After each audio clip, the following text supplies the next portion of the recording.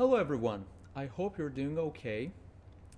In this video we're going to have a quick review over what Vega-Lite is, break down its structure, and have a quick reminder on how you can describe visualizations using Vega-Lite.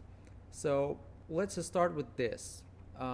Vega-Lite has a onion shape structure, meaning, let me show you here, meaning that this outer circle is the JSON code you write using Vega-Lite, okay? So just as here, we have Vega-Lite, a grammar of interactive graphics. So here, all the JSON specifications that you have, let me enlarge this. So you have high level JSON specification. Okay, this is Vega-Lite. Okay, and this is the outer circle. What happens under the hood is that we have Vega here, okay, which is low level JSON. And what happens here is that this is Vega-Lite. Let me change the color here. Okay, so this is supposed to be Vega-Lite, okay, this outer circle. This inner circle is Vega, okay. What Vega does after this,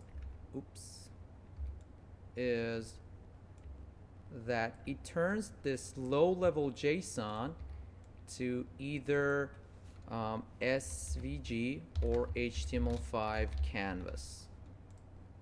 Okay. So we have this onion shape structure when we are using Vega-Lite. What we taught you for Vega-Lite is that you use observable. Okay. You will use observable, which is a notebook-based tool to have Vega-Lite-based visualizations. So you have this notebook, which has blocks and it's interactive, and you write codes and it shows you visualization. But in your assignment, we have asked you to put various visualizations on a single page. So similar to the really simple example that I have here.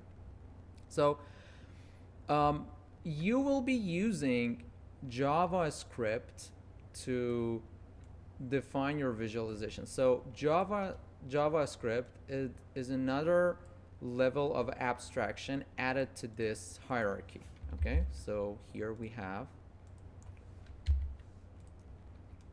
your JS code, which is technically in JavaScript. So you technically write down a JavaScript code, which then turns into this high-level JSON, which then turns into this low-level JSON, and then SVG or HTML canvas visualization is created. So what happens if you want to have a visualization purely described in JSON? Let me show you the code here. I can show you my code editor here. Yeah. Yeah. So based on the example that we put on the website for you, if you want to create a visualization using Vega-Lite and JavaScript, this is what you technically do. You define a VLSpec variable and you assign attributes to this. So you're gonna say it's a mark bar. You're gonna assign the data set or data source you want to use, and in encoding you define what you want to be your x-axis, your y-axis, the width, the height, and then this piece of code is translated into a JSON. Okay. So these are the two examples that you have already seen, and here on my website you can see how they are generated. So the first one returns the number of global sale for each of the consoles based on the data set that we've given you. And this is the code. Like, we have the platform and we have the global sale, and the other one is global sale based on genre. So here we have changed the y-axis, and pretty much everything is the same. We have changed the color, but we also have an example where you purely work with JSON. In most of the examples, in some of the examples that you will encounter while searching and exploring for your assignment, you see visualizations created by pure JSON. So what you see here is technically this level, okay? So this code here, it's this level, the outer level, the outmost, like the larger layer, the most abstract level. So if we go one level inward, we reach to this JSON. So here we explicitly explain what the data is, okay? What our mark is. We're gonna use points, okay? And what our encodings is. What our x-axis is gonna represent horsepower. Here for this one, I have used another data set provided by Vega-Lite itself, which is a data set of cars.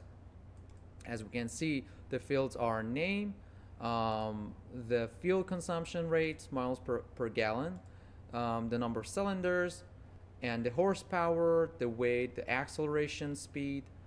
Like, I suppose this is how long it takes to reach from 0 to 100 kilometers or 100 miles per hour, and the year they've been made. So for this data set here, we have a purely JSON described visualization, which gonna show the relationship that exists between the horsepower of the car and the amount of fuel it consumes for each mile it goes. And we have explicitly defined it using JSON, and we have a specified color here, and we also have added the tooltip. So the result of this code is something like this, okay? Something like this. I want to make a change, and you see how changing this JSON can change what we see here. So I can manually say that I want the weight to be, the width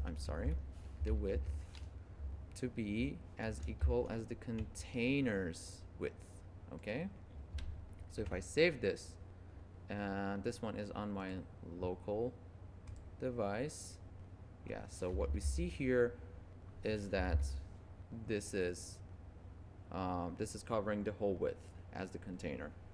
Let me change it back, save it, and you can see it turns back into a square. So this is how you do it using pure JSON. Another case is that when you define some aspects of your visualization using JSON and the rest using JavaScript, basically the wrapper that JavaScript provides for you, because this circle works as a wrapper. You give it high-level instructions, like high-level instructions are given to this JavaScript layer, and then it's turned into high-level JSON. You're not, you won't be dealing with writing down the JSON because it takes so much time. Yeah, writing something like this is a pain. So here we have another example which technically creates the same visualization, but we have done some part of it using JSON and the rest using Vega-Lite wrapper in JavaScript. So here I have only